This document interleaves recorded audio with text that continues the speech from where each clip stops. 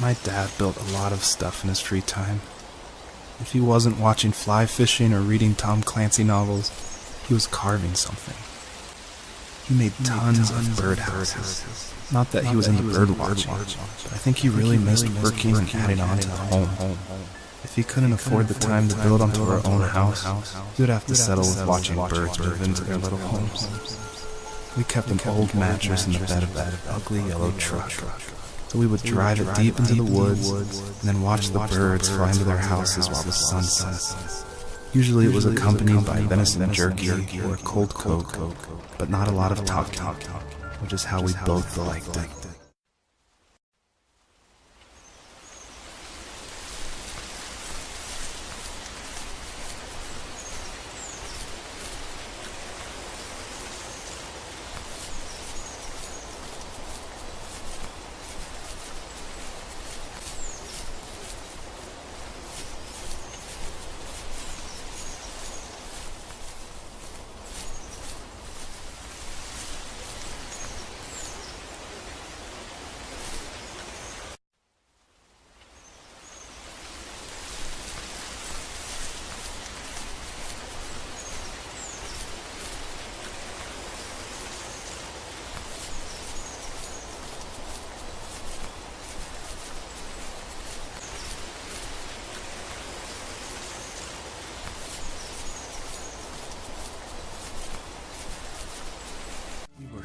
Underneath the evergreens. We decided it was time to finally map out the hundreds of acres we lived on, just to pass the time during the summer. He was only free in the evenings, so I would spend the day wasting time on dial-up internet and sketching, and then we would rush into the woods, pen and map in hand, before evening fell. Sometimes the aurora borealis would cast a cold green glow on the mountainside, and we would finish our route underneath the twilight sky. Sometimes I was lonely during those summer days, but there was comfort in the routine. A lot of teenagers aren't looking for the daily grind. There's nothing wrong with wanting to get out, to leave your childhood home. You wanted to progress, to make something of yourself. Yeah, you're right. That house. I'm sure it's the same as how I left it. Then why does it feel so different? I doubt you're the only adult to look back and ask that question.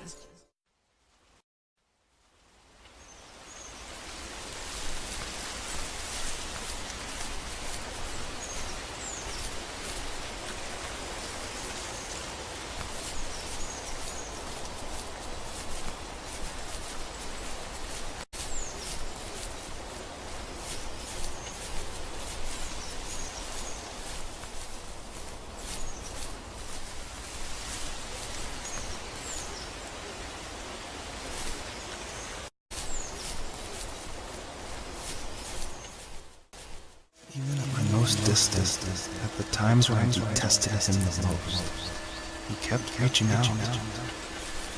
For a year straight, he asked me every week when we were going camping. I thought he was just dense. Eventually, to shut him up, I agreed. We carried out the worn lawn chairs from the garage and set up a cinder block campfire at the site we'd always used behind the house. We walked down the mountain path, talking in the warm sunshine we only got a couple months of the year. Those 3 obsidian rocks shimmered alongside the shore, almost like sparklers pressed against a dark window. I'll never forget that wet stone on my feet, or how those massive mountains looked even bigger in the lake's reflection. I felt small, but grateful. As the sun set, my dad found something I hadn't seen for a long time. The tree where I made my first carving when I was 6. I hadn't even carved it. My dad had helped me, but I still called it my tree. Something about seeing my name there made me open up, and we talked about everything that night in my old camouflage tent. I told him how much I loved sketching and design, and how it would be a dream to study architecture in Seattle. I told him how I didn't get along with my friends much anymore, but that I didn't mind being alone. He told me he was there for me, and he joked that if all he had to do was write my name on a tree to finally get me to talk, He would have left me carved logs with novels on them in front of my room every morning. I don't know why it took me that long to realize it, but it was then I knew how much he had sacrificed for me.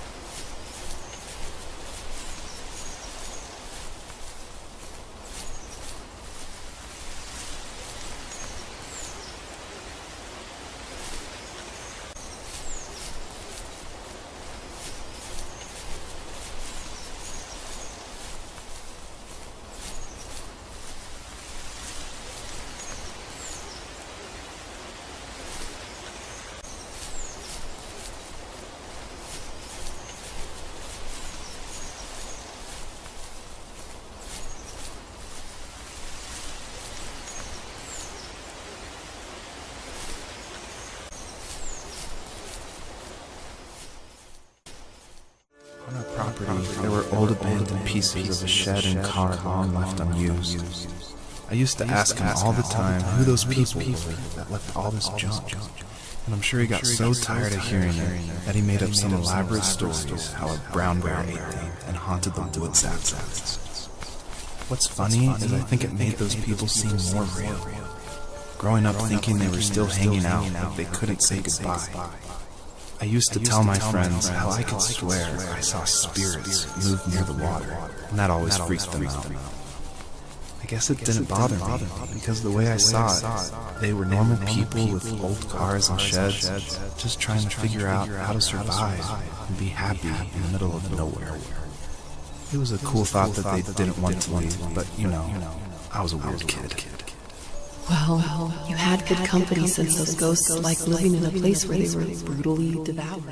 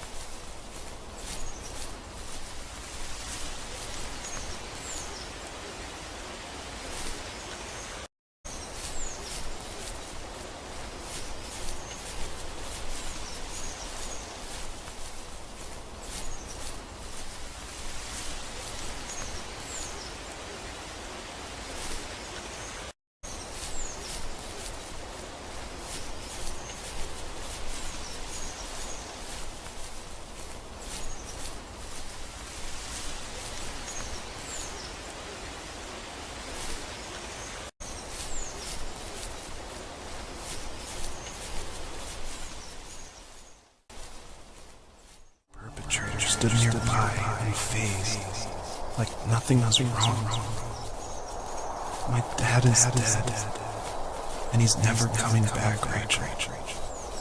I can tell you these stories, but I can never reminisce with him again. He can never hold a grandchild that we'll probably never be able to have. I can never talk to him again, and he'll never be able to say I'm sorry for everything.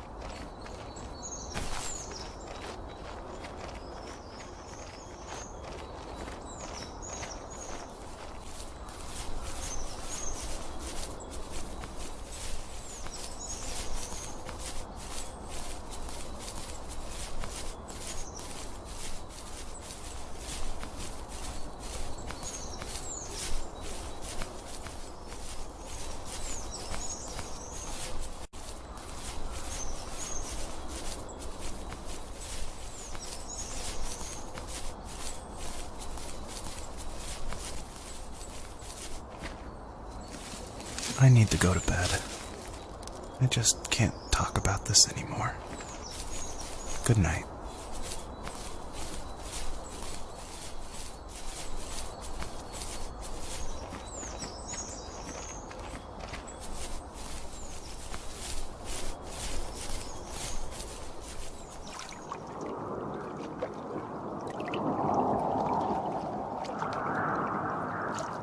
Joseph, you can't go to sleep feeling like this.